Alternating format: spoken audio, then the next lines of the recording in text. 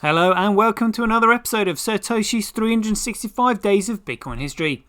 Today's date is Thursday, the 9th of November 2023, the year of BSV. Buy BSV.live, the best place to buy Bitcoin SV online, the original protocol and genuine Bitcoin.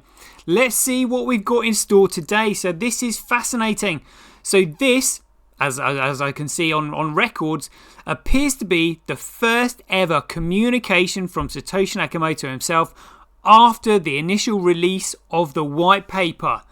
So the white paper was released on the 31st of October 2008, where all this information was actually in the white paper. But this is Satoshi's first communication outside of the white paper. Fascinating stuff. So we're just going to have a quick read through this.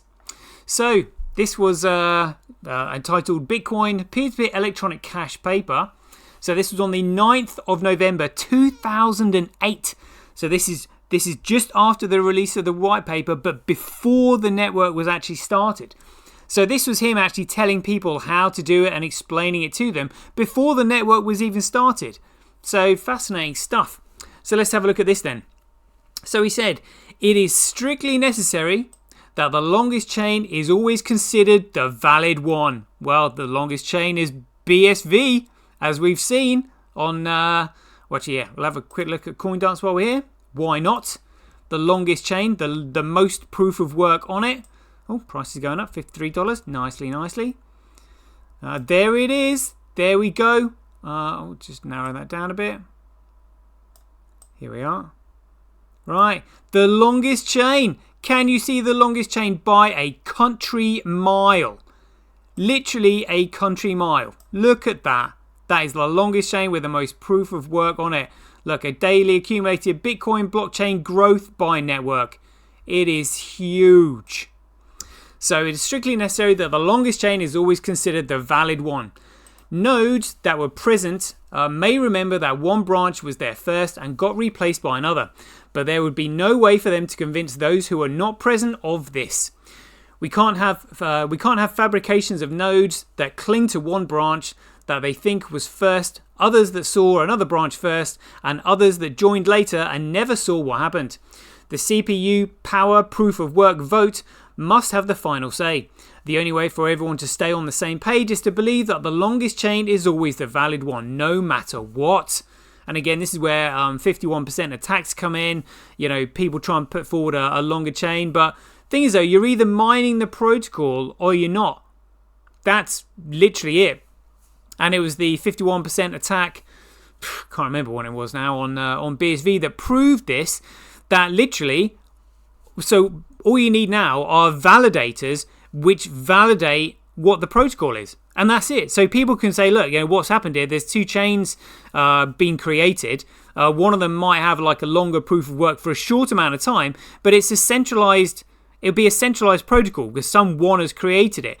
Whereas the longest protocol is going to be the one that everybody uses that doesn't have any central point of authority or control. So chain of signatures is going to be intact. It's the only one that probably scales and all that. So fascinating stuff. So the CPU power of proof of work must have the final say. The only way for everyone to stay on the same page is to believe that the longest chain is always the valid one no matter what. Then he continued. The proof of work chain is the solution to the synchronization problem and to knowing what the globally shared view is without having to trust anyone. So it just means that those other chains that have been created during the period of speculation, which is from the start of the network on the 3rd of January 2009 to 1st of January 2020 when the Tulip Trust was returned to him, that's the only way they could possibly corrupt it. Whereas the moment he gets validation, and again, the chains are already the longest one. There's so many clues here. But yeah, he's basically telling them how to corrupt it, and they did. Amazing. So the next one he said, when a node finds a proof of work, the new block is propagated throughout the network and everybody adds it to the chain and starts working on the next block after it. Any node that had the other transaction will stop trying to include it in a block since it's now invalid according to the accepted chain. And the last one, he said, the proof of work chain is itself self-evident proof that it came from the globally shared view. Only the majority of the network together has enough CPU power to generate such a difficult chain of proof of work. Any user, upon receiving the proof of work chain, can see what the majority of the network has approved. Once a transaction is hashed into a link, that's a few links back in the chain, it is firmly etched into the global history. Etched. Check it out. Get your tweet etched on Twitch. There we go.